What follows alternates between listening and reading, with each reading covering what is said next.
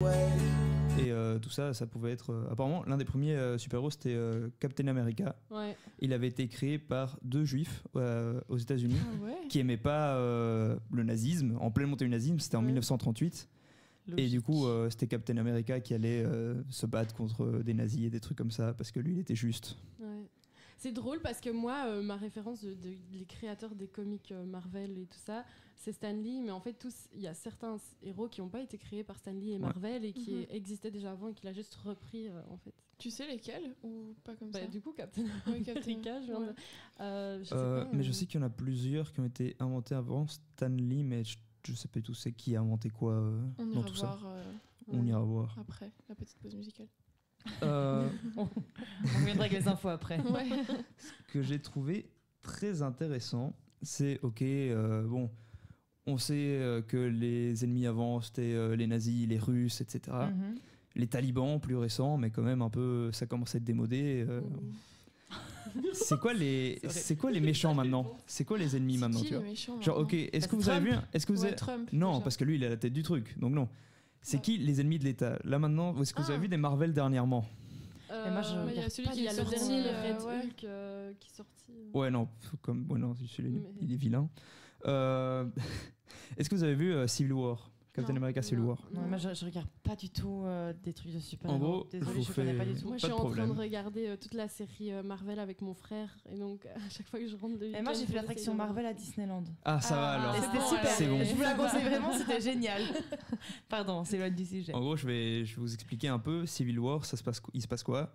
C'est il y avait un méchant très méchant. Ça aussi, d'ailleurs, j'avais vu. En gros, ils font toujours les méchants très très très très méchants, en mode aucune possibilité de rédemption. Comme ça, la seule solution, c'est de lui péter sa gueule. Il n'y a pas de doute, quoi. Il y a pas de en fait, peut-être on peut le faire changer d'avis. Non, à chaque fois, il est méchant. Donc là, il y avait un méchant très méchant qui était avec les nazis avant, il y a longtemps, et maintenant, il a fait des dingueries. Et donc, les Avengers ont été lui péter la gueule dans un pays de l'Est. Et en faisant ça, ils ont fait énormément de morts civiles innocentes. Oui. C'est avec la ville là, qui monte dans les airs. Ouais. Et puis mais si, c'est Civil War. Non, ça c'est pas Civil War, c'est juste avant. Ah, ok. C'est machin d'Ultron, un truc comme ça, je crois. Ah, okay, ouais. Donc en gros, ça c'est un des films. Il y a plein de pertes civiles. Le film d'après, il se passe quoi? Il y a le gouvernement et tout, et même eux qui disent en fait, et si on respectait les lois? Ah, c'est pas une mauvaise idée. Parce que pour l'instant, les super-héros, c'est juste, il y a un méchant, on lui pète la gueule, quoi. Mais justement, c'est l'ONU qui proposait de créer une team, enfin qu'il y ait des lois autour des Avengers. Ah ouais? Ça crée, Et c'est du coup là que le père de Black Panther est mort. Enfin, le Black Panther est mort, etc. Allez, vous vous êtes tous fait spoiler la gueule. Oh, pardon. Non, je suis dégoûtée. J'ai tellement pas les rêves que je n'ai même pas capté que je t'ai fait spoiler un truc. L'ONU décide de leur dire, bon les gars, venez, on arrête de déconner, vous respectez un peu les règles. Et là, t'as 2 teams qui se créent. T'as la team, oui, en fait, on est des gens comme tout le monde, on devrait peut-être respecter les règles. Puis t'as la team, non, nous, on est les gentils et on doit pas se plier aux règles pour tuer les méchants. Fait un peu avec Captain America, tout ça. Et en fait, ils disent un peu, nous, on est les gentils, on est les bons, eux, c'est les méchants, pourquoi est-ce qu'on devrait respecter les règles? C'est aussi parce qu'ils se disent, s'il y a des lois, etc., qui sont mises autour de tout ça, si un jour ils veulent qu'on attaque un pays, mais nous, on n'est pas d'accord parce que c'est pas pour les bonnes raisons, on devra y aller vu que dans la loi, on est obligé. Mais c'est un peu ce qui est en jeu dans la série The Boys aussi. Je connais pas du tout. Un peu, ouais, The Boys, ils critiquent d'autres trucs quand même. Oui, ils critiquent d'autres trucs, mais il y a aussi un peu ça, ce truc où il n'y a aucune limite. Ouais, il n'y a aucune limite et les super-héros font un peu ce qu'ils veulent. Font complètement ce qu'ils veulent, ils prennent le dessus sur tout, quoi.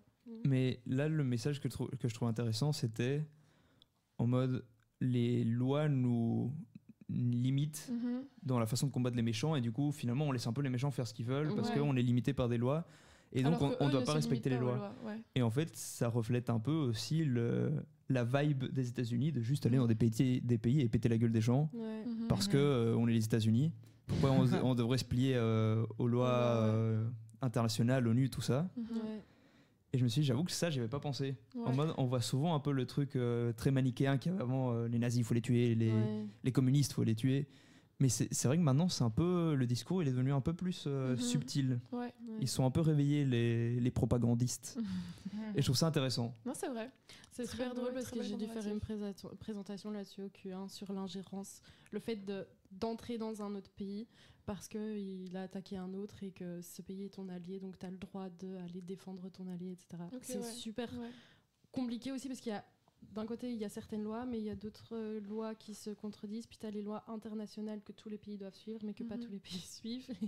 Et on ne peut pas les punir pour ça. En vrai, chaque pays est souverain, donc ça veut dire que si un pays décide de ne pas se mettre dans les accords internationaux, personne ne peut l'obliger. Genre, par exemple, la Corée du Nord, ils sont dans aucun accord international et personne ne peut les obliger à s'y mettre. Mais quand tu es dans les accords et que tu ne respectes pas, là, c'est chaud aussi. Très bon exemple, Alice. Merci Alice. J'ai dit un truc pertinent cette chronique. On retiendra ça de moi. Toujours sortir le bac de droit. Oui, le bachelier en droit qui ne me sert à rien, de temps en temps, un petit truc. Moi aussi, regarde la preuve. Si, ça fait des anecdotes intéressantes en chronique. Au top. Et voilà. Comme ça, vous savez, maintenant, dès que vous regardez un film, une œuvre, etc., n'oubliez pas que toute œuvre est politique et qu'il y a toujours un petit message derrière. C'est vrai, ça. C'est très important. Comme j'avais dit la semaine passée, le poisson d'avril est un bon exercice parce que c'est un peu le seul jour où les gens se demandent en mode est-ce que c'est vrai, quel est le message derrière ça, etc. Et il faudrait faire ça plus souvent, faire preuve d'esprit critique avec ce qu'on regarde et pas juste se dire oh, bah, c'est juste des super-héros, il n'y a pas de message derrière. Mais c'est vrai que les films américains, spécifiquement, c'est toujours... J'ai vu une statistique qui disait qu'après la Seconde Guerre mondiale, 70% des Européens considéraient que c'était grâce à l'URSS qu'on avait gagné la fin de la Seconde Guerre mondiale et que des années après, à cause de tous les films américains machin qui sortent en mode on a été aider ces pauvres Européens, ben du coup maintenant quasiment toute la totalité des gens considèrent que c'est grâce aux États-Unis qu'on est sorti de la Deuxième Guerre mondiale. Ça a réécrit un peu l'histoire. Et eux, dans tous leurs films américains, je trouve ils se passent toujours en héros et les autres peuples sur les pauvres petits miséreux qui soit sont méchants, soit ne savent pas se débrouiller tout seuls, vous voyez. C'est la culture hollywoodienne des blockbusters, etc. Et en vrai, truc par rapport au soft power, tout ça. Je trouve un pays qui a trop bien géré son soft power, c'est la Corée du Sud. J'ai l'impression qu'il y a 10 ans, tout le monde n'en avait rien à foutre de la Corée du Sud. Et puis ils ont fait des boys bands et maintenant tout le monde bande sur la Corée du Sud. Tout le monde va aller là-bas. C'est vraiment, ils ont trop géré. Mais c'est justement la culture et un moyen de faire de la propagande. C'est souvent via la culture que ça se fait parce que c'est comme ça que tu atteins les gens. Après, je dis pas que la Corée du Sud a fait de la propagande, etc. C'est une sorte de soft power, c'est une sorte de propagande. Oui, mais venez chez nous, on est sympa. Propagande a énormément de connotations négatives. Et deux anecdotes avant que je finisse. Première, le pad thai, le plat thaïlandais est un outil de propagande. Ça faisait pas partie de ma chronique, mais maintenant qu'on y est, voilà. On le dit. Ça a été créé par le gouvernement.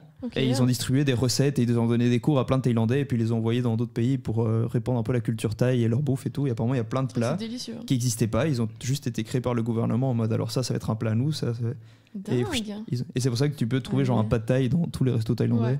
Partout autour du monde. Bah même en Thaïlande, tu vois que ça. C'est trop stylé en vrai. J'ai trouvé ça très marrant. Imagine on fait ça avec les carbonades ou les frites, les moules frites. Et dernière anecdote que j'ai trouvé très drôle, c'est que en faisant mes recherches, je suis tombé sur un article des fils de ceux qui ont créé Captain America, donc deux juifs à New York qui avaient créé ça un peu parce qu'ils aimaient pas la montée du nazisme et les bullies, tout ça. Et qui pétaient leur somme quand ils ont vu que maintenant Captain America il était un peu repris en mode Trump Captain America, genre qu'il est devenu exact l'opposé de parce ce qu'il voulait défendre au début quoi. De base c'était il défend les innocents et maintenant c'est il défend les États-Unis et genre en bon américain. C'est vrai. Voilà. Après ils l'ont appelé Captain America. Oui, bon. Fallait s'en douter qu'à un moment donné fallait s'en douter que ça allait partir en couille. Ils sont pas connus pour leur humilité les Américains. Ça. Mais voilà, faites preuve d'esprit critique et c'est tout pour moi. Merci Rollo pour ta belle chronique. Je vous laisse avec Tears for Fears.